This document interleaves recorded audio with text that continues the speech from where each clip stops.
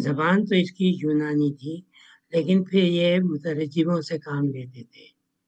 اچھا مثلاً بہت سے سائنسداں، یعنی ایونیا کا مشہور سائنسداں جو ہے وہ مطلب کہ ایجپٹ گیا تھا، لیکن اس نے بھی لکھا ہے ایجپٹ کے بارے میں، لیکن پھر یہ مترجموں سے کام لیتے تھے۔ ایران میں بھی مترجموں سے، تو یونانی زبان کے جاننے والے ہوتے تھے، اور ان کی تاریخ کا زیادہ تر مواد زبانی تاریخ پر ہوتا تھا، یعنی دستاویزات جو تھیں وہ تو بہت کم ہوتی تھی، زیادہ تر زبانی تاریخ پہ ان کا انحصار ہوتا تھا۔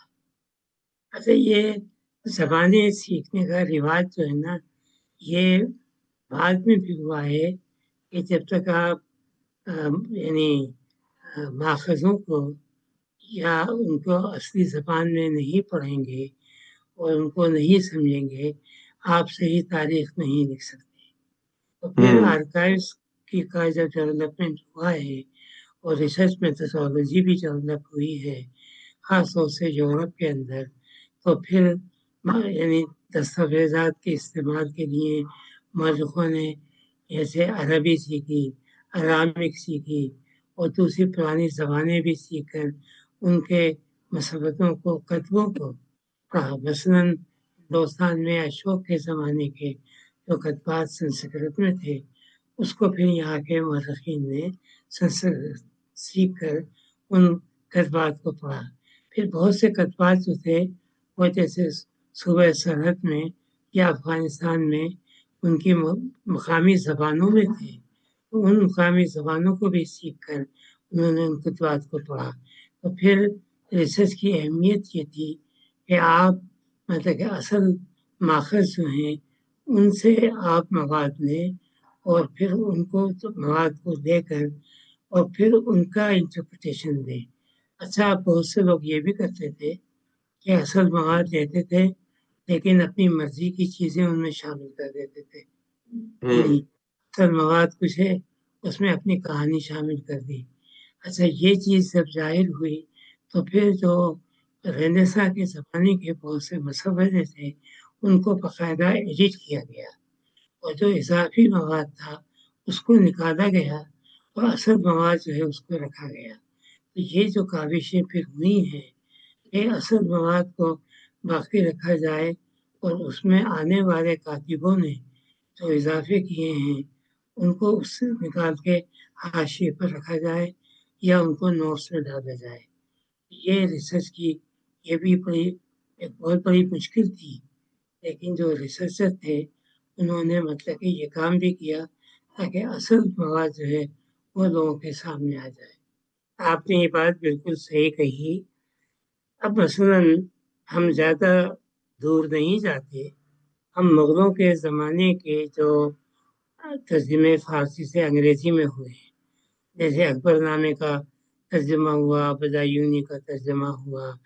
اچھا، تو ان ترجموں میں مطلب کہ جو فارسی جاننے والے چونکہ موجود تھے اور انگریزی بھی جانتے تھے، تو انہوں نے بہت غلطیاں نکالی ہیں کہ مترجم نے، چونکہ یہ ترجمہ جو کرتے تھے یہ منشیوں کی مدد سے کرتے تھے، کہ بہت سی جگہ پہ وہ صحیح بات نہیں سمجھ سکے اور ترجمہ غلط کر دیا ہے۔ وہ ترجمے کی پھر اصلاح جو ہے کچھ لوگوں نے وہ کی ہے۔ مثلاً جو مشہور کتاب ہے ایلیٹ اینڈ ڈاوسن کی history of India as told by its own historian.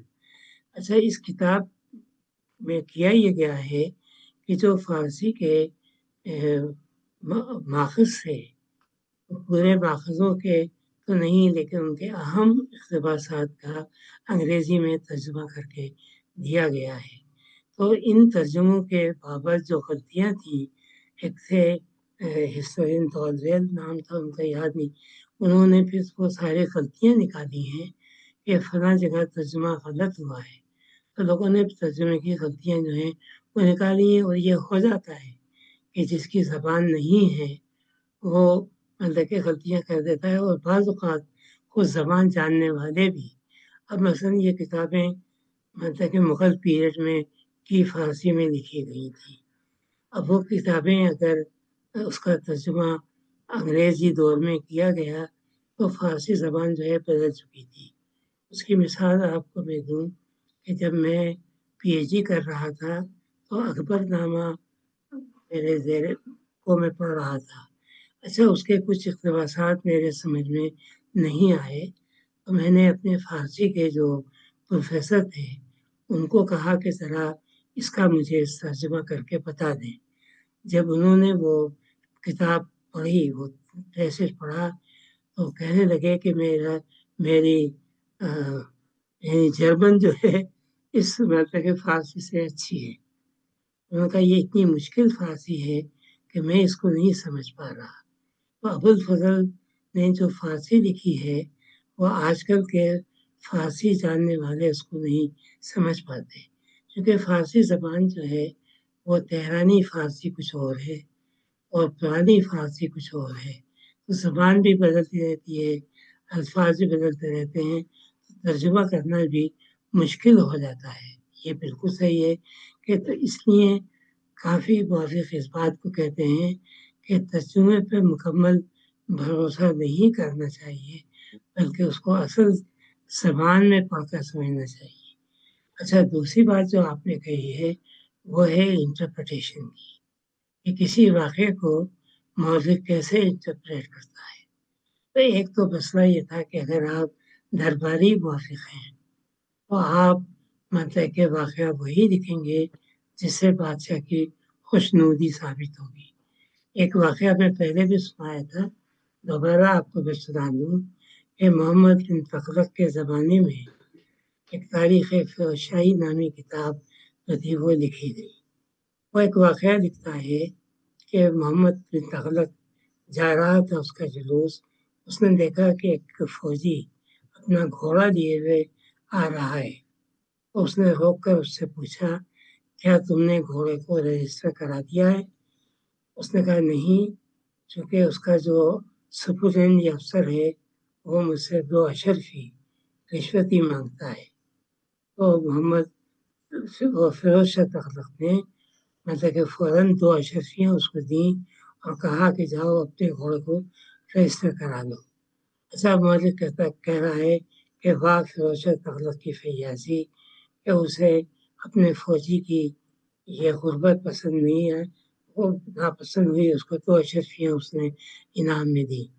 लेकिन वो तो इसकी तारीफ़ करता है फ़ैयाज़ी की, लेकिन दूसरी तरफ अगर आप इसको इंटरप्रेट करें तो पता ही चलता है कि रिश्वत इतनी आम थी कि बादशाह भी उस रिश्वत को नहीं रोक सकता था और वो भी मजबूर था रिश्वत देने के ऊपर।